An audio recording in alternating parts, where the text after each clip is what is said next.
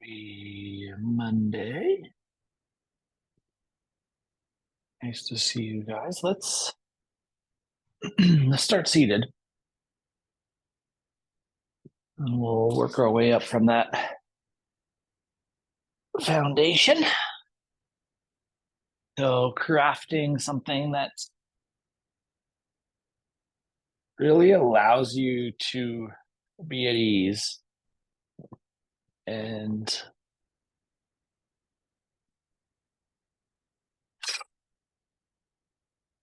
finding this ability to be comfortable in seat is so important. So if you're feeling restricted, uncomfortable, make sure you elevate the seat enough so that you can be at ease here. And then let's just settle into a breath. We can let our eyes close.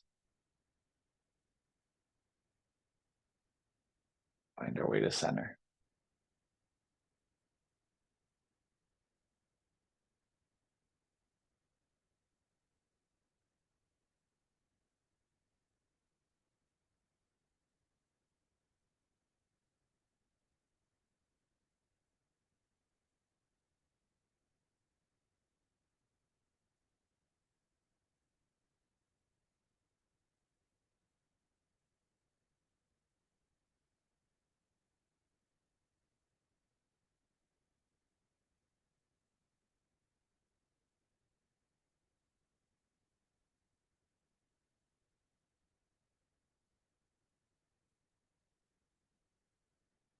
Make sure that if you are feeling areas of resistance or portions of your body that feel uncomfortable, that you're making the necessary adjustments so that you can find your way to ease.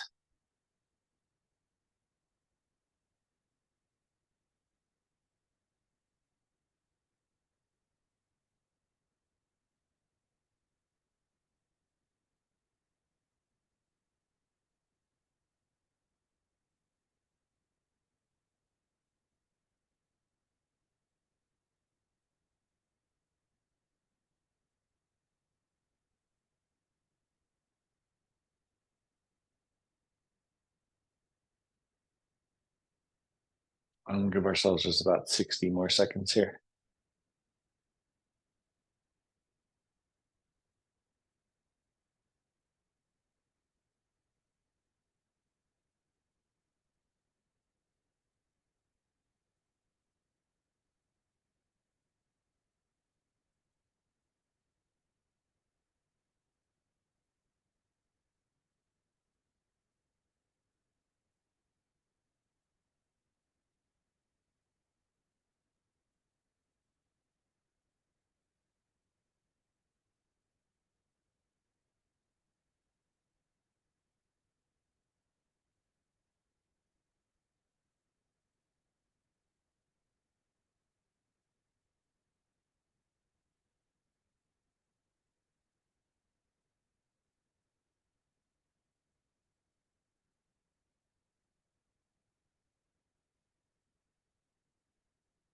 And when it feels appropriate for you, let's exhale, bring our chin down to our sternum.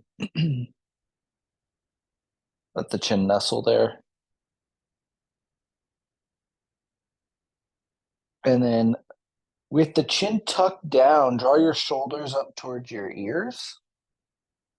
And then squeeze your shoulders back towards the back of your mat. And then pull the shoulders down towards your hips. And then we'll do that again. So up to the ears, back towards the back of the mat, down towards the hips. Just working that big circular capacity here. You may feel some different engagement, some intensity at the base of the cervical spine. And that's okay.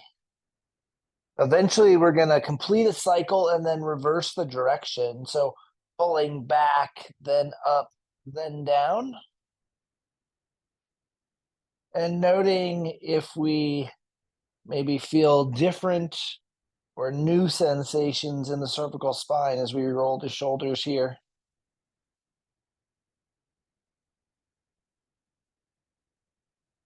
Eventually, we'll come to a stop. And then we will lift the chin back to neutral. And then turn your gaze over towards the left, trying to get that full rotational capacity of the neck. Maybe even thinking about tucking the chin behind the left shoulder. And then over towards the right. Right, and the thought of tucking the chin behind the shoulder may not be a possibility for us, but we can still have that aspiration. And then we bring our head back to neutral. And let's transition to hands and knees tabletop.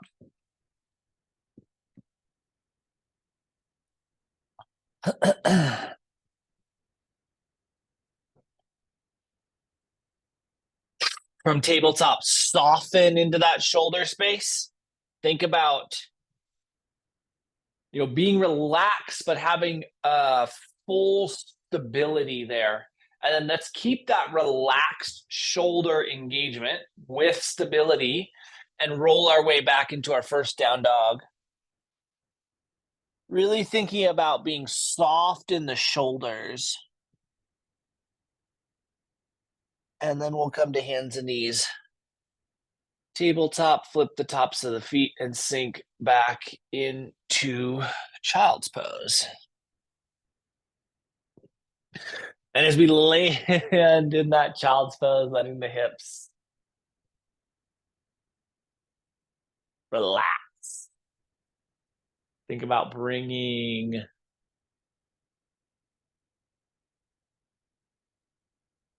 that softness from the shoulders and letting it transition back into the hips. When we clear up shoulder room, we give hip room. When we clear up hip room, we give shoulder room. They're just that interconnected. So see if you can find your way back into that. And we'll give ourselves about 10 more seconds here.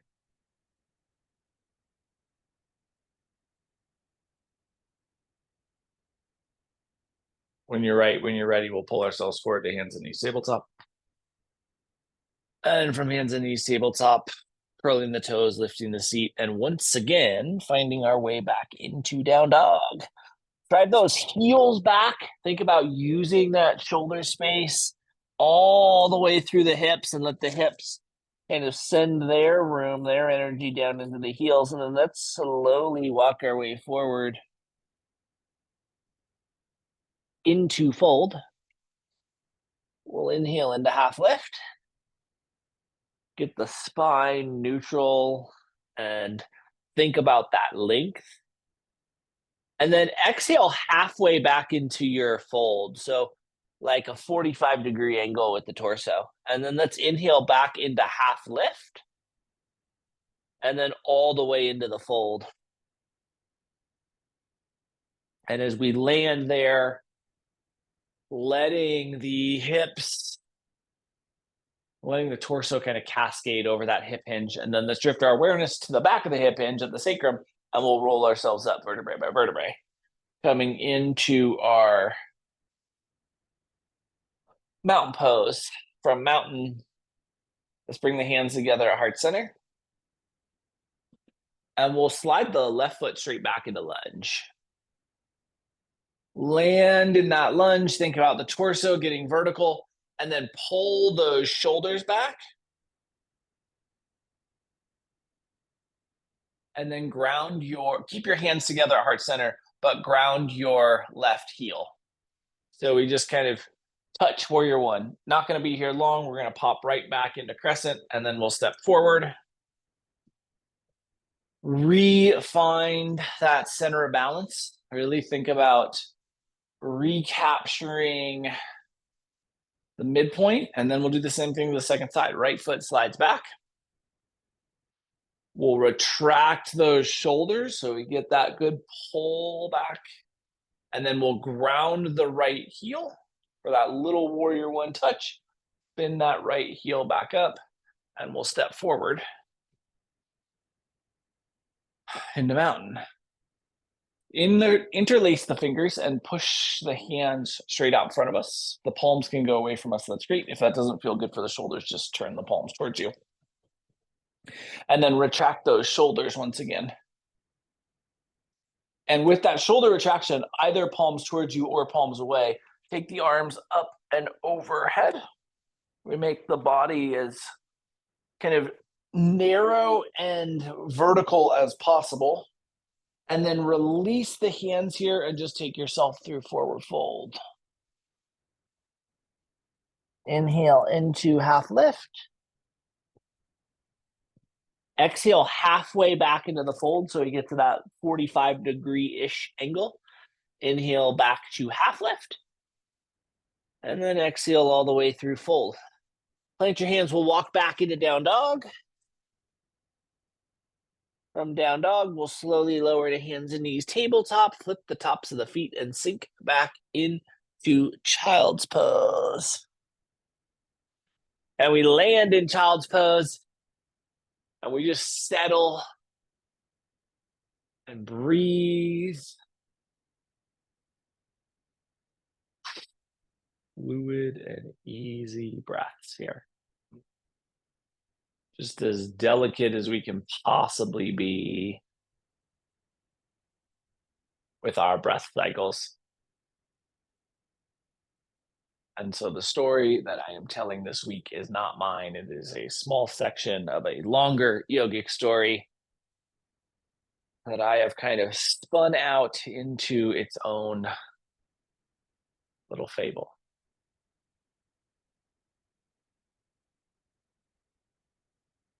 And that story starts with this king and his trusted advisors traveling through the desert, searching for a yogi's cave using this very expensive, very powerful map that they've acquired. We'll give ourselves just 15 more seconds here.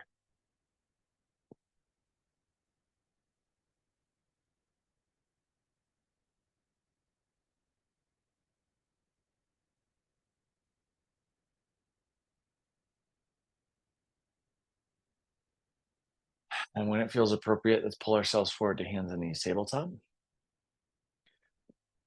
From hands and knees tabletop, let's take our right foot and extend it straight back and behind us. And then turn the right toes towards the left side of your mat, which is a relatively hard thing to do without losing our balance, or without losing our equilibrium of stability. And then return the right foot so that it points straight down, and then plant the right foot and plant that right toe mound and just roll back into this little modified version of down dog. So you have the left knee kind of in that short position, the right knee in full position, and we should be experiencing some high calf, mid calf expansion on that right side. The more you press the weight back towards the hips, the more we can experience that. And then we'll come down to hands and knees tabletop. Flip the tops of the feet, sink back into child's pose.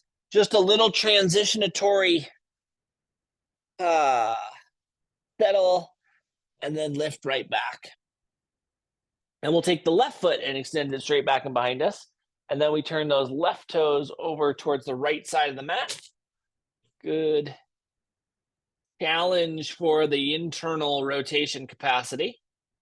And then toes come back and they point straight down once again. Left foot comes down to the mat. We catch that toe mound. Pressurize back as you lift up into your little modified version of down dog here. This time the left leg taking the burden of the weight, and that left calf really receiving the opportunity for expansiveness.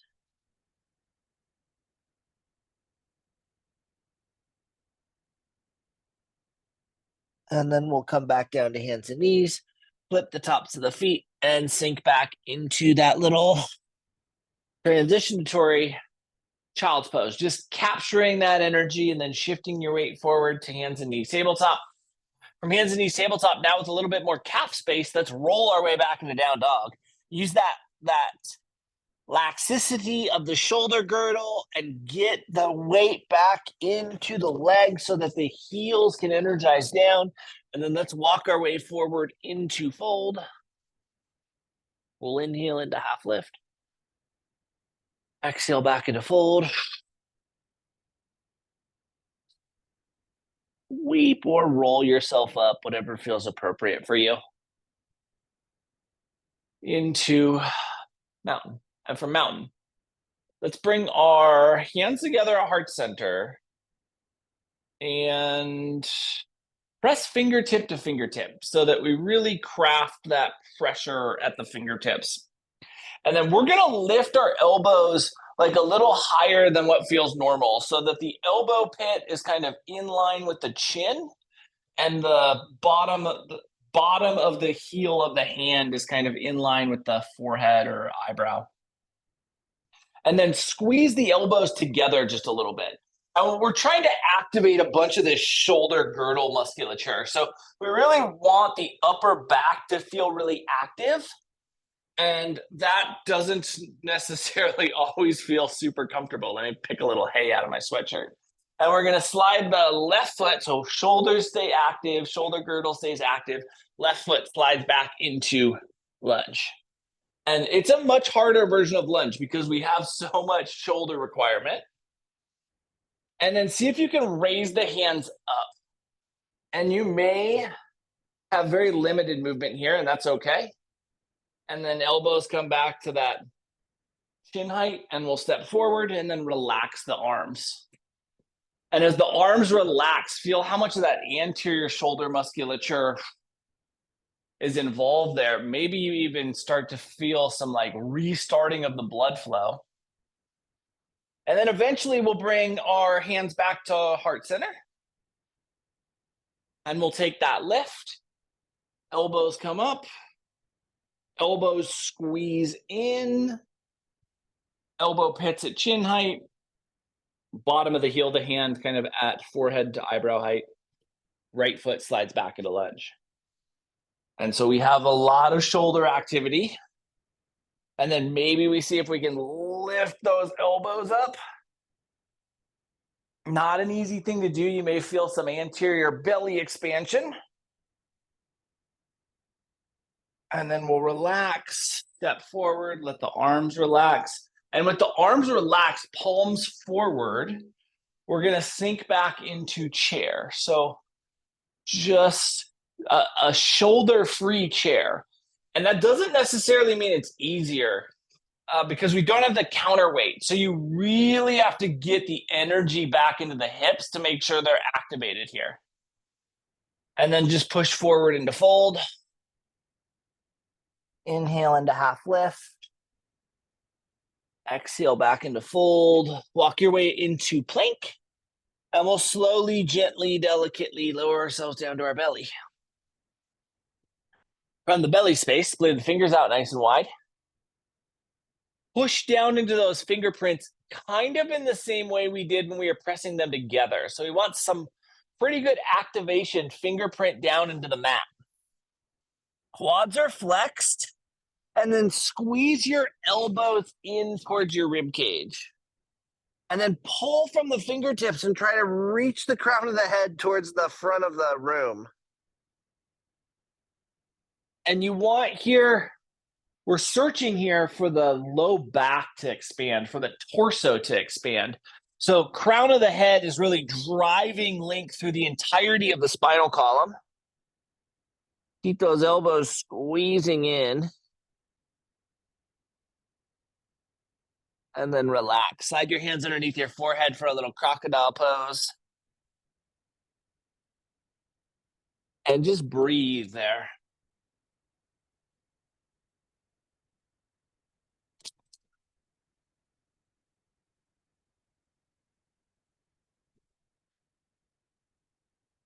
And so this king and his accompaniment are following this map. And they're out in the desert and they're getting close to where this cave is supposed to be. And they come upon a cave entrance, and sure enough, it has the same marking on the map on the entrance to the cave. And so the king gets off his horse, he goes inside. And in the very back of the cave, he sees this yogi sitting there, eyes closed in perfect stillness.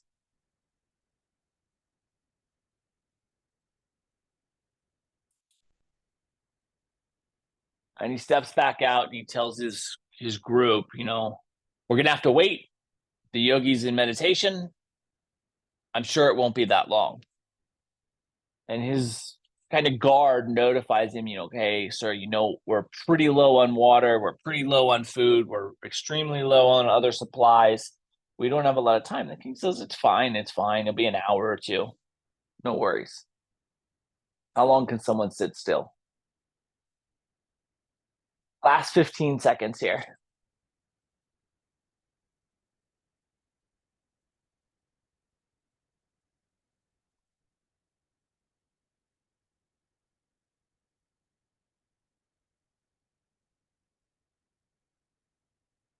When it feels appropriate for you, let's slide our hands back underneath our shoulders. We'll press ourselves up to hands and knees tabletop.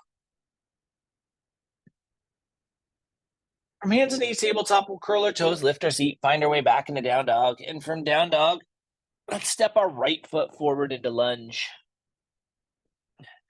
Ground your left heel and let your left hand take you up into warrior two. We set our warrior two, our shoulders and hips lining up, that big width, and then we're going to turn the palms up and then bend both elbows to 90 degrees. So fingertips point towards the ceiling. Now, without losing the stability of the middle of this shape, we're going to start to take our hands so they point towards the left side of the mat. Yeah, left side of the room. And then maybe even into internal rotation and point down.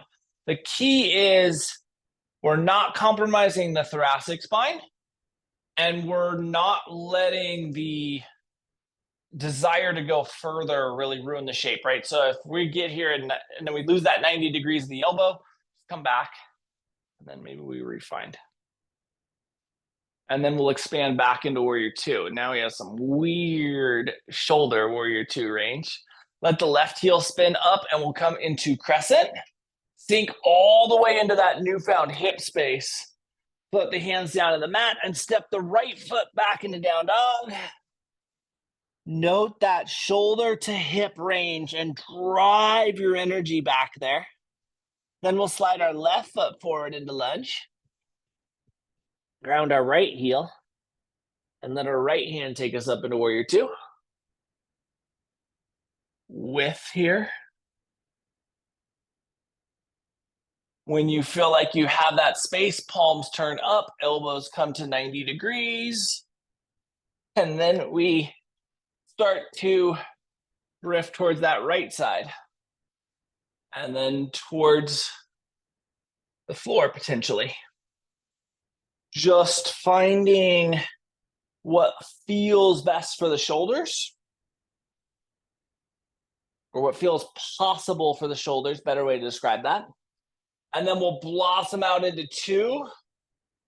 Right heel spins up into crescent. Hands come down to the mat. And we step back into down dog. Now, we likely have some shoulder fatigue here from internal rotation. But really think about utilizing that space and pushing down into the finger mounds and getting that hip lift. Really try to drive into that length. Then come down to hands and knees tabletop. And we'll sink back into child's pose. Child's pose here with the desire to let our shoulders recoup. So position your arms in a way where your shoulders can rejuvenate, where the blood flow can normalize, where you can relax across the shoulder girdle.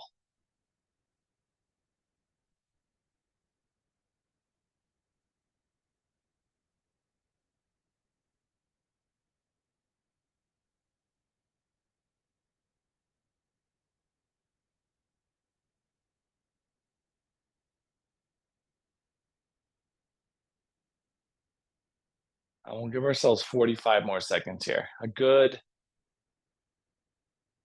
conscientious focus on shoulder recovery.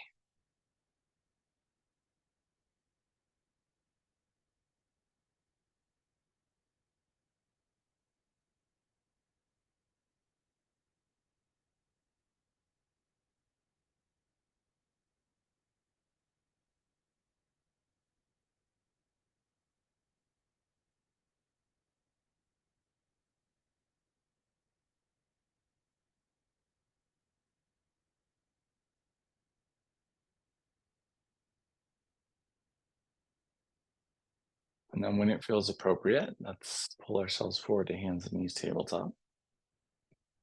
From hands and knees tabletop,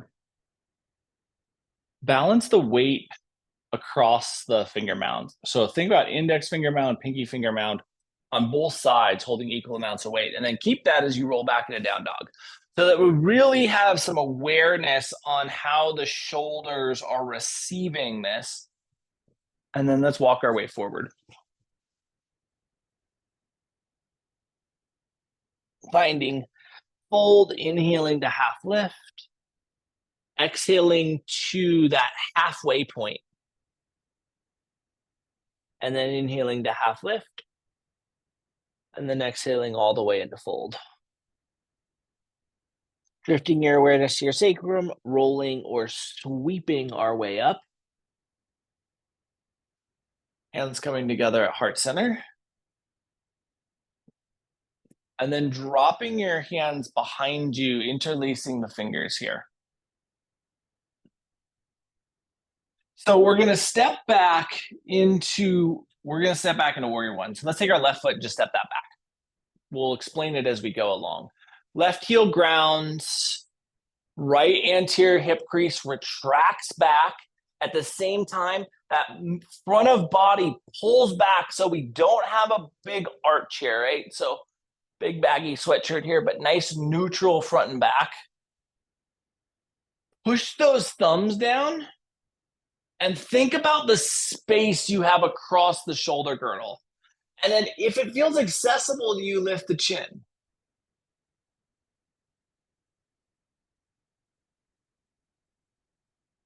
And then bring the chin back to neutral. Spin the left heel up. Sweep yourself up into crescent. Interlace the fingers here and push those index fingers towards the ceiling. And then retract the hands to heart center and we'll step forward.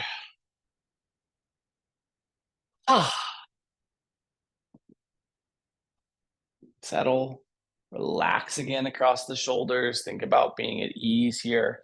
And then we'll drop the hands behind us. And the right foot will slide back into lunge.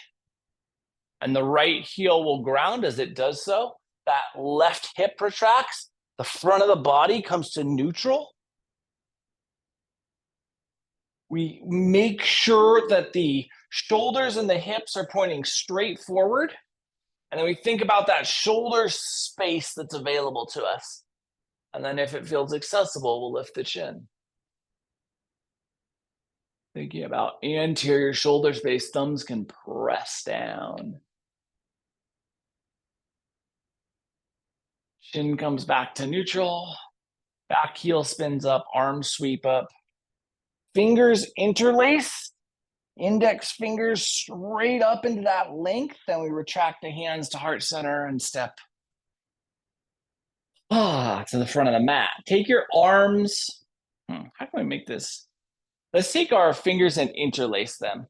So fingers interlace, and we're just going to push that out maybe like 6 inches to a foot in front of us so that the shoulders can be relatively relaxed, but we're also wanting to have a little counterbalance. We're heading into chair. So shoulders are relaxed, but we can use this arm weight to help give us some depth. Remember, nice, flat, neutral spine here. Really think about that neutrality. And then push back through the hamstrings, release yourself into fold, and try to feel your body land in that lower back expansion. It's possible that we haven't freed up enough of that high calf insertion, and the high calf insertion is really getting in the way. But think about weight adjustments in the feet if that's happening. See if we can get into that low back expansion. And then let's plant our hands. We'll walk back into plank. Drive that energy back into plank and craft that same Tadasana energy, same mountain energy, and then slowly, gently, delicately lower yourself down to your belly. Flipping the tops of the feet, flexing the quads. Push the fingertips into the mat actively, and let's lift our forehead for a little baby cobra. It's a little bit harder when we press the hands down, right? We're actively pressing the hands down, and then we're pulling ourselves up, not through hand pressure, but through spine activation. So if you're just pressing yourself up with your hands, that's not what we're doing. We're activating the hands and then pulling up, and then pull those fingerprints back towards the elbow pits. And that's when you'll really feel that thoracic shelf musculature that works over and around that really start to activate. And then relax. Slide your hands underneath your forehead for a little crocodile pose. And breathe here.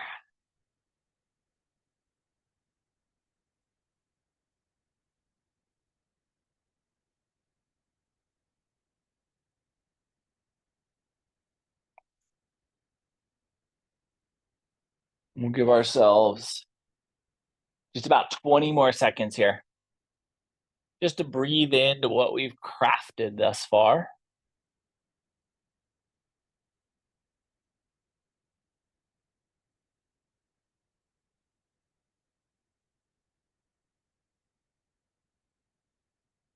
And then when it feels right, let's slide our hands back underneath our shoulders. We'll press ourselves up to hands and knees tabletop.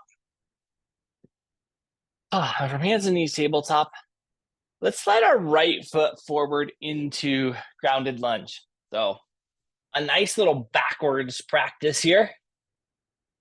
Take the right forearm and place it on top of the right thigh. And then take your left arm and reach that up like side angle. So it's different than side angle, right? Because we've taken out the hamstring requirement. And the hip positioning isn't exactly, but really think about reaching that left shoulder back into full space. Kind of a great way to feel how the shoulder should be in side angle. And then we'll release down. Step that right foot back into tabletop, curl your toes, lift your seat, find your way into a down dog, potentially a little bit of asymmetry here. Wiggle that out. And then we'll come back down to hands and knees tabletop. And slide our left foot forward. And the left forearm comes on the left thigh.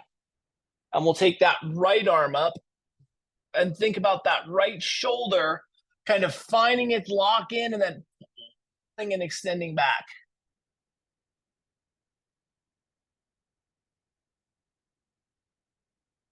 Think about all that space that you can create now. And then right hand comes down, left foot makes its way back, tabletop, curl your toes, lift your seat, find your way back into down dog. Let's walk our way forward into fold. Inhale into half lift. Exhale back into fold, settle all the way into the fold. Think about really releasing into that fold space, and then slide your left foot straight back into lunge. Ground your left heel, bring your right forearm to your right thigh, and now let's take a more traditional version of side angle here, right? See if you can craft or create, but you can't craft or whatever I was trying to say. Really try to create that same sensation that you had in the shoulder in our grounded version here. And think about the space in the twist or the space in the rotation. And then left heel comes up, left hand comes down, and we'll take the right hand into this reverse twist. Right hand comes down and we'll step forward into fold. Inhale into half lift. Exhale back into fold. And let's take this over to side two. Right foot slides back. Right heel grounds, left forearm to left thigh.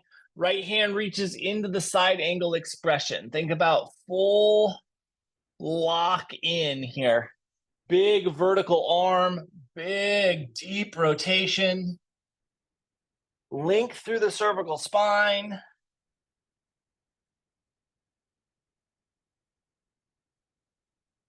And then when you feel balance left to right, right heel spins up, right hand comes down, left hand takes us into the twist.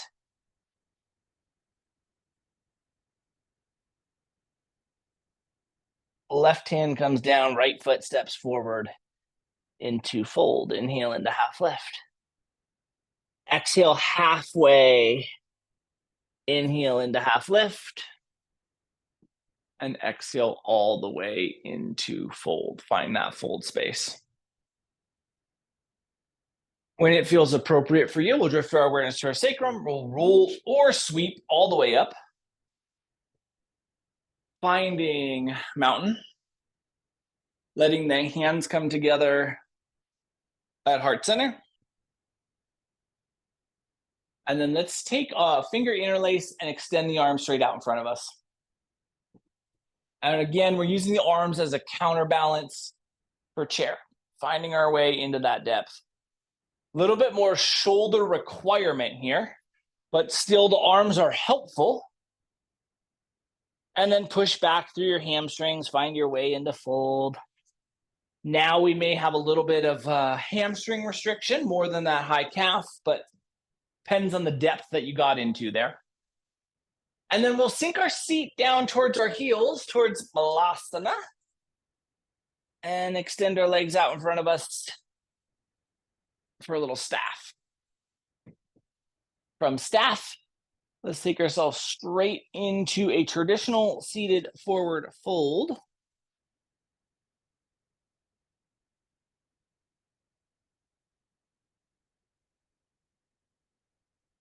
And we'll settle into a little fold here.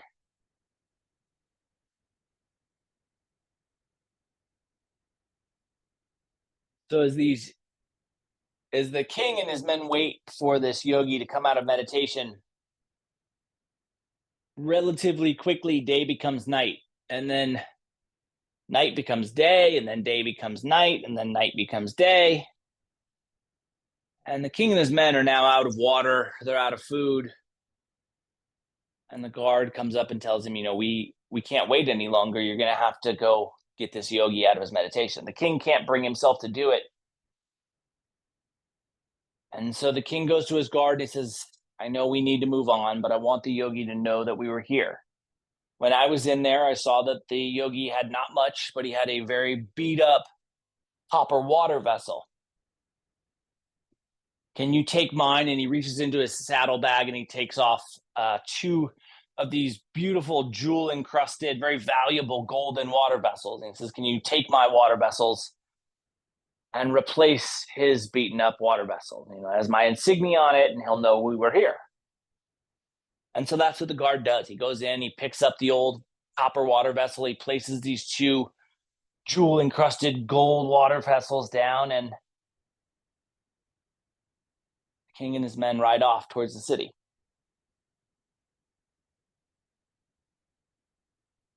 Last 45 seconds here.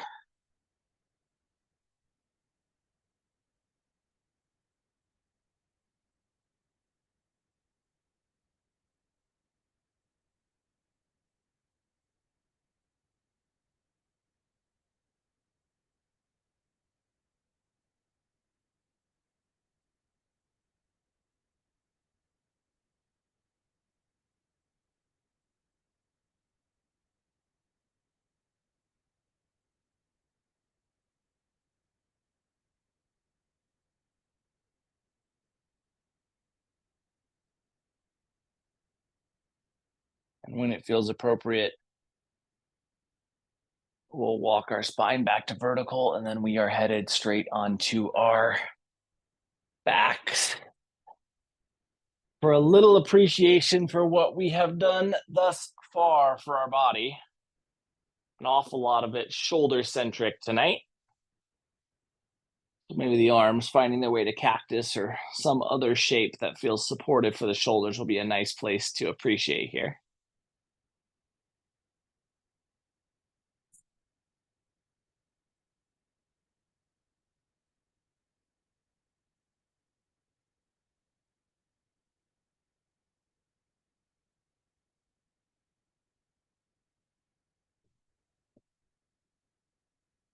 As the king and his men ride by the city, there's this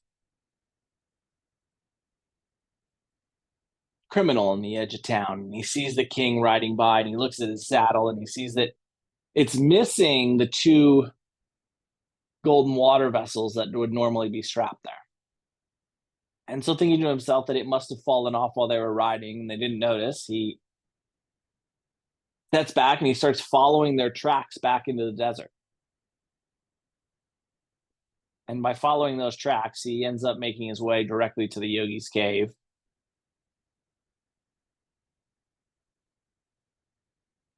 And he pokes inside and he sees the yogi sitting in perfect stillness in the back. And he sees these two golden water vessels that he was looking for. And he thinks, well, the yogi doesn't need both of them for sure. He picks up one and he starts to run out of the cave. As he does so, he hits the water vessel against the cave entrance and it makes this huge, loud clang. Let's inhale and bring both knees to a bent position if they're not already there. And then we'll extend both arms towards the ceiling, palms facing towards one another, and then interlace your fingers. Now, think about the shoulders being completely set against your mat. And we're going to think about your hips pointing straight up towards the ceiling and not rotating. So we're not getting light in the hips. And then we're going to take the both arms, both hands over towards the left side as far as is possible without the shoulder or the hips coming off of our mat. And then we'll inhale back to neutral. And we'll do the same thing to the second side. Pulling over, retracting back into that left shoulder capsule as we go. And then back to neutral. And now we'll extend the arms towards the back of the room, pulling those shoulders down towards your hips as you do so.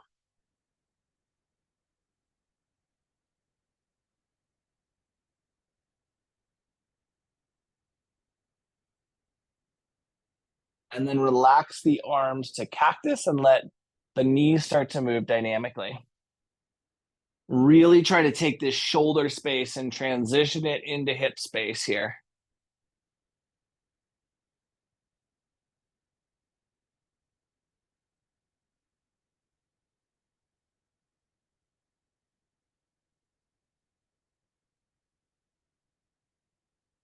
Let's go one more time in each direction.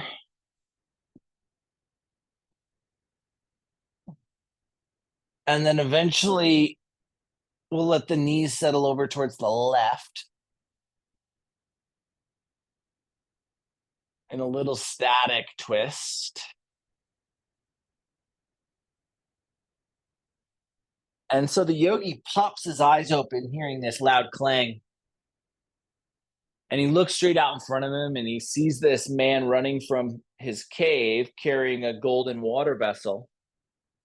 And he looks down at the ground and he sees a matching golden water vessel and he picks it up and he starts running after this man.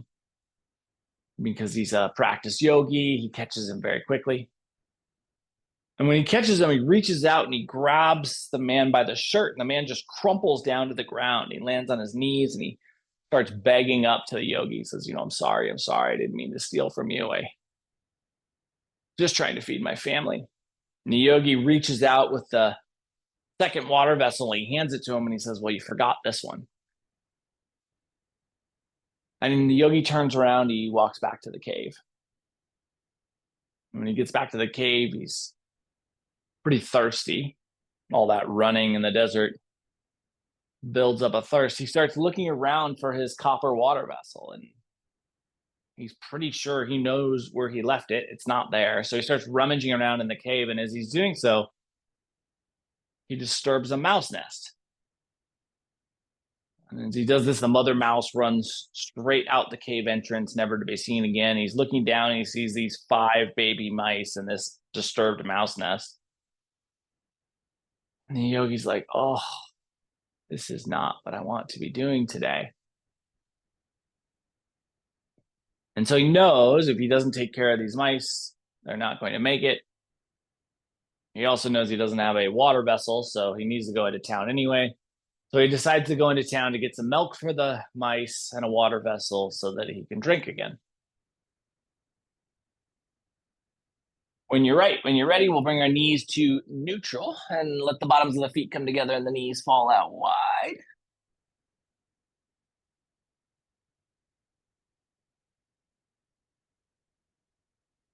And so he goes into town, he buys a bottle of milk, he buys a little dropper to feed the baby mice with, and he buys a copper water vessel, cheapest one he can find. He walks back to the cave. When he gets to the cave, he hears some kind of commotion inside. He pops in, and there's a cat over the mouse nest. He shoos the cat off, but there's only one of the mice left. And for some reason, this disturbs the yogi even more. He's like, oh, now I have to take care of one baby mouse. This is what's going to keep me from meditating today. And so he feeds the baby mouse. And then he goes to the back of the cave. He sits down and he prepares himself to meditate. When you're right, when you're ready, let's bring our knees back to neutral. And then we'll let the knees fall over to the second side, the right side, landing in that static twist side too.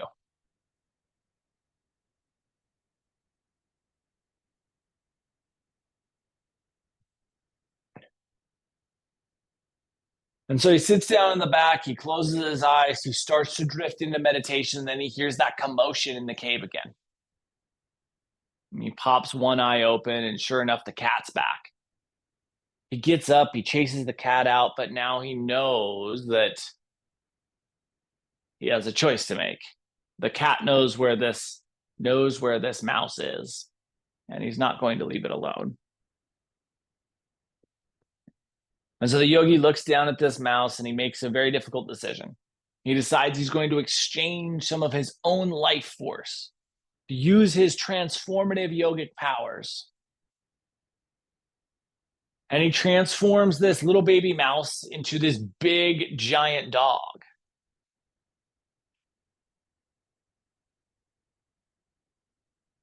And he looks at this dog and he's like, yeah, well, when the cat comes back, this dog's going to handle that. No problem. I can go back to my meditation. Finally, he walks to the back of the cave. He sits down. He closes his eyes. And he hears a little bit of commotion way out in the distance. And he thinks it's probably his new dog chasing off the cat. And he kind of appreciates that that is what's happening. And then he's hit with this thud to the chest. And he opens his eyes and he has this big giant dog that has jumped up onto his chest. And it is surrounded by this pack of wild dogs. The yogi gets up, he shoos the wild dogs out. He looks at this dog he's created and he thinks this isn't going to work either. I do not have time for this. When you're right, when you're ready, knees come back to neutral. Let the bottoms of the feet come together and the knees fall out wide one last time.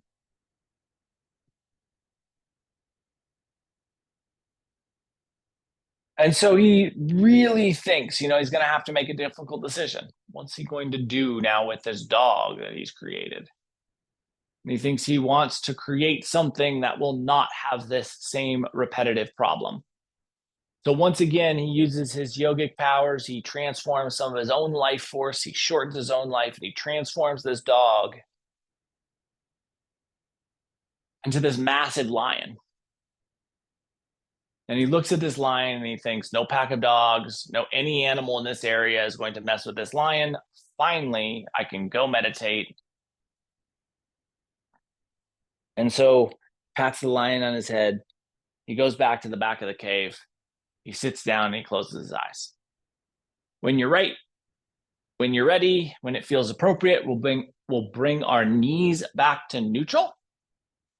And then ask ourselves if there's anything that we might need, want, or benefit from prior to Shavasana. If there is, we'll offer that to ourselves now.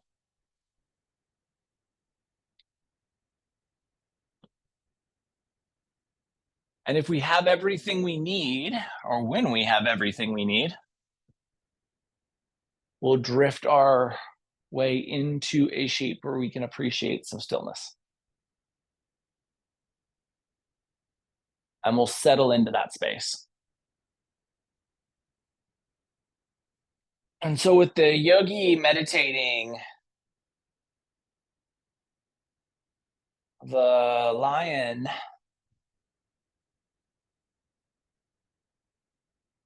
is free to roam. It gets thirsty, so it roams out of the cave and it follows its sense of smell down to this local pond with this perfectly crystal clear water. And it bends down to lap up some water. And when it does, it sees its own reflection and it leaps back in fear. Because although this creature is a massive lion on the outside, on the inside, it's just a little baby mouse.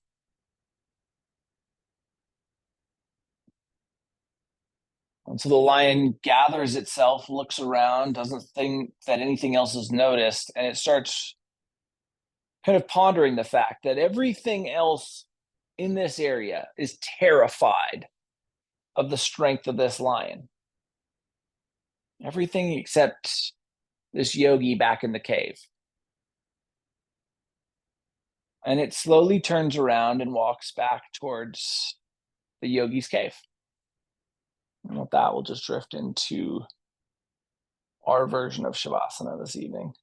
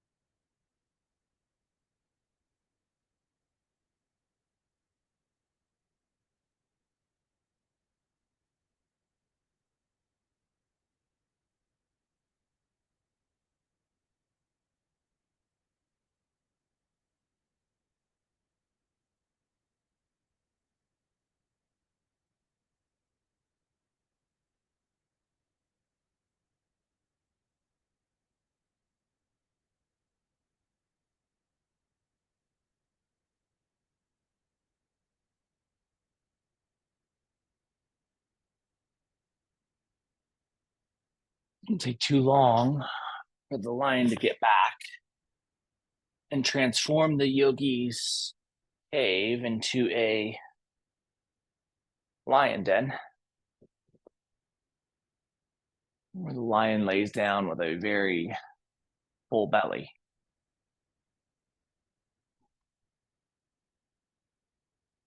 We'll start to bring some movement into our fingers and our toes.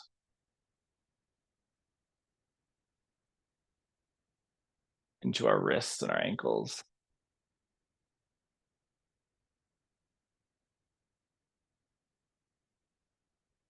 Our elbows and our knees. Shoulders and hips. Neck and head. Jaw, eyes, tongue. Eventually, the entirety of the body will move, and we'll utilize that movement to transition from the shapes we are in back into a seat.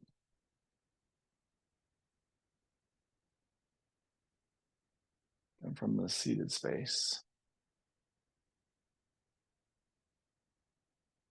your spine get tall, breath get fluid, return to that shape that we started class in.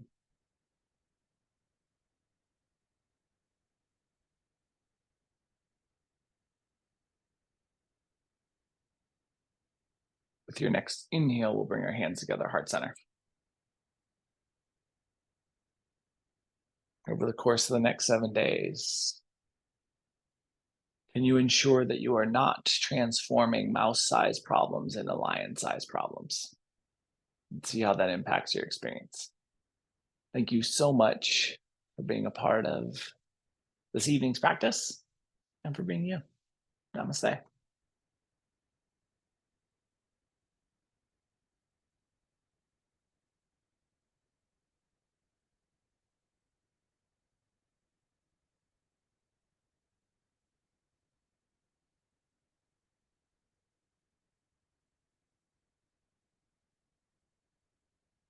Happy Monday, guys. Appreciate the heck out of you being here. Have a beautiful rest of your week. I'll be back on Sunday to recharge, and we'll do this thing again next Monday. Love the heck out of you. Mwah. Glad you're back, Annie.